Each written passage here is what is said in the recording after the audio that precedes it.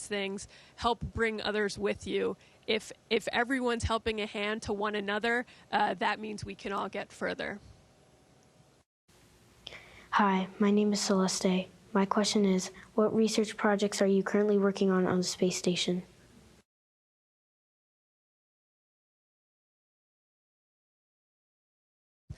Celeste, I think we have over 200 experiments going right now.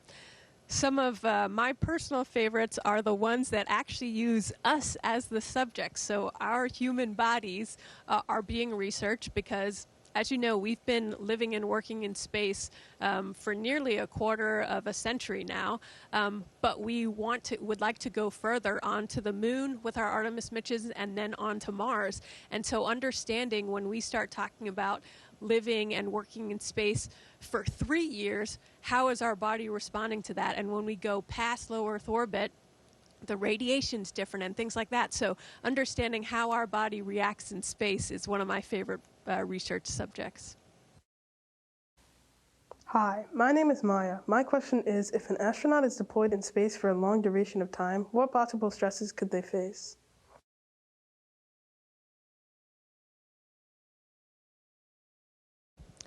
Maya, that's a really good question because, as I just mentioned, I'm up here for about 6 months, and we're talking about doing missions that'll eventually be 2-3 years when we go on to Mars. So I would say there are both the physical and mental stresses. In terms of physical stresses, especially up here where you're weightless, you're not using your muscles every day as you would on Earth. So we have to exercise for 2.5 hours every single day to make sure we keep our muscles strong, our bone density up. We've seen vision changes. And then you're away from most of the people you love, your friends, your family are back home. So making sure we find ways to connect to those we love back home is also really important.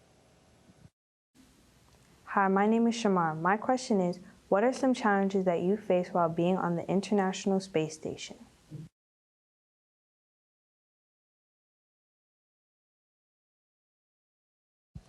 Shamara, I don't think I realized exactly how hard space was until I started working at NASA and then got up here. It turns out the vacuum of space is a harsh environment, and it takes a lot to keep all of our systems running correctly.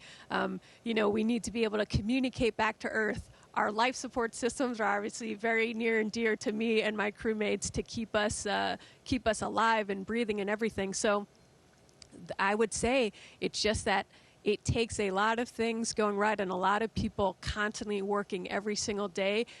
There is a challenge or a problem every single day, if not multiple, and just working through those.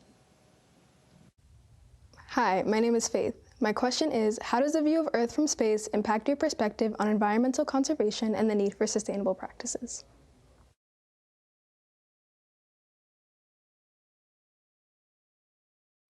Faith, I'd say I think I've always known that our home planet Earth is a very special place and that we need to protect it. But when you see it from up here and you see around it is just darkness with specks of light and how beautiful it is, and that everyone I know and love is back on that planet, it really is a good reminder that we need to take care of it. Hi, my name is Catherine. My question is, how does the absence of gravity affect your body, movement, and daily activities?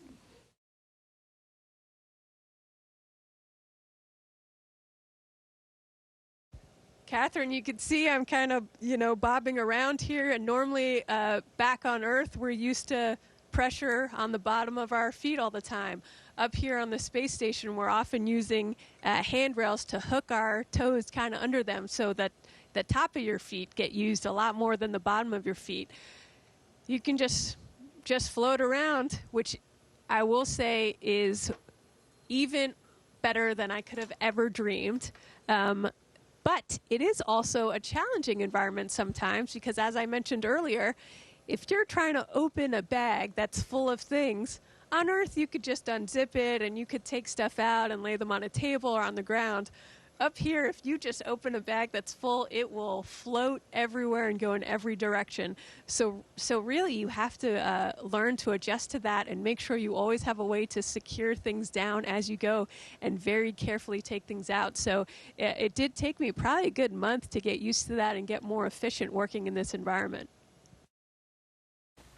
Hi, my name is Chris. My question is, how did the intense acceleration and transition to microgravity feel?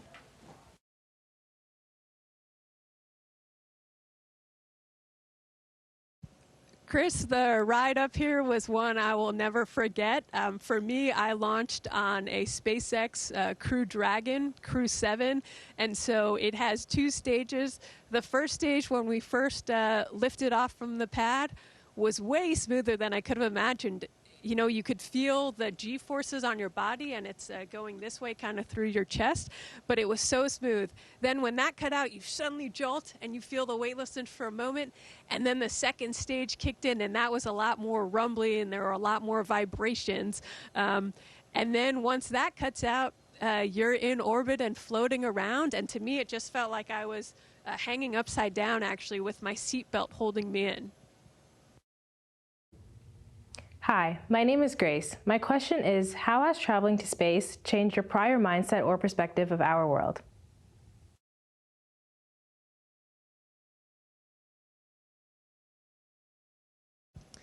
Grace, I would say, as I kind of mentioned earlier,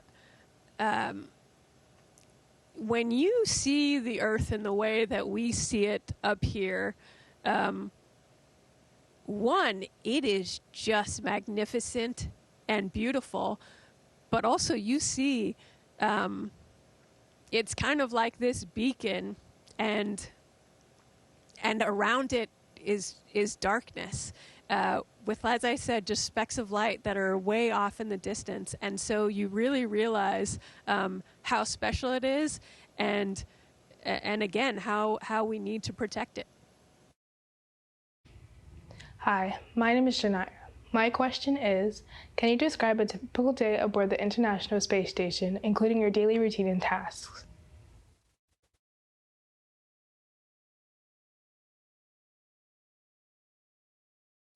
Janaya, so we work generally from around 7 to 7:30 in the morning. We have a morning meeting, and then we're working all the way till about 7 or 7:30 p.m.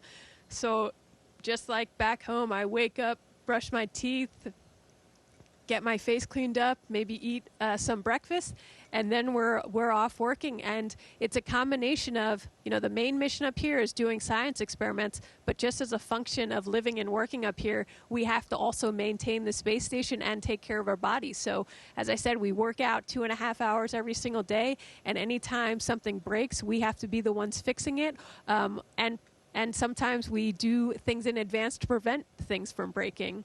So every day can be slightly different, but we're generally working from those hours. Hi, my name is Allie Marie. My question is, how do you prepare for possible disruptions in communication between you and mission control on Earth?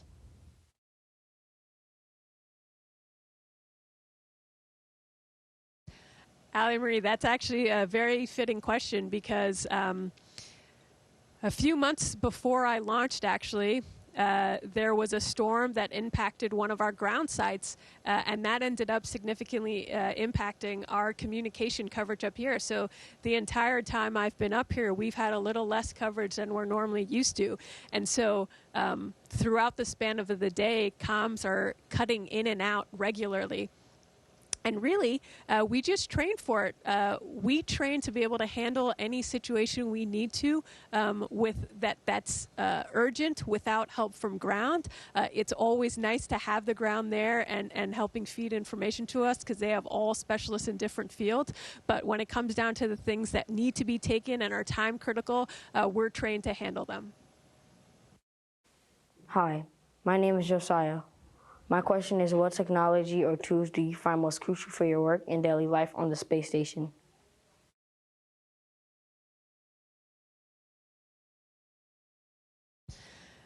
Josiah, it's funny because they're actually basic things I carry around in my pocket with me every single day. You know, a flashlight. Here on the space station, there are things stowed all over the place, and sometimes you have to dig pretty deep into a crevice to find something. So I always have a flashlight, and it's tethered to me. Scissors, anytime we're cutting something open, which is all of our food, so important to me, I carry scissors all the time. And then I've got a series of markers. Actually, basic things like Velcro and tape become really important when you don't have gravity to pull things down. And so constantly having tape ready and having Velcro ready are also really important. And the last thing I'll say is we have a lot of mesh bags up here because it helps us. If you're trying to unpack a bag, you can move things slowly into a mesh bag to help. Hi, my name is Chloe. My question is, as a member of NASA Crew 7, how do you navigate and maintain motivation when faced with challenges or delays in obtaining the necessary information for your mission?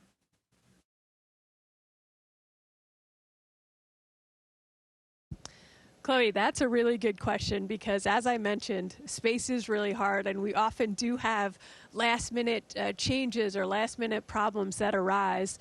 And I would say one of the biggest things that's helped me is my crewmates. We all have a really positive attitude, and there might be a day where I start to get down about something, and my crewmate will help me out with a task, or let's say I get behind on something. You know, my good friend Laurel the other day just jumped in and said, "You look like you could use a hand," and she didn't even ask, she just started helping. And so doing that for each other really helps bring our entire mood up, and then hopefully I do that for someone if they're having a challenging day. So really our crewmates are one of the biggest things, and then just knowing that when you do solve a difficult problem, it feels really satisfying afterwards, so keeping that in mind as you're going through the process. Hi, my name is Aaron Ashby, and I'm in the STEM and Engineering Academy and a senior at Baldwin High School. On behalf of the Baldwin community, I would like to extend my gratitude for answering our questions about your experiences in space and inspiring us to never flee from our dreams, even in the toughest challenges. Thank you for your inspiration.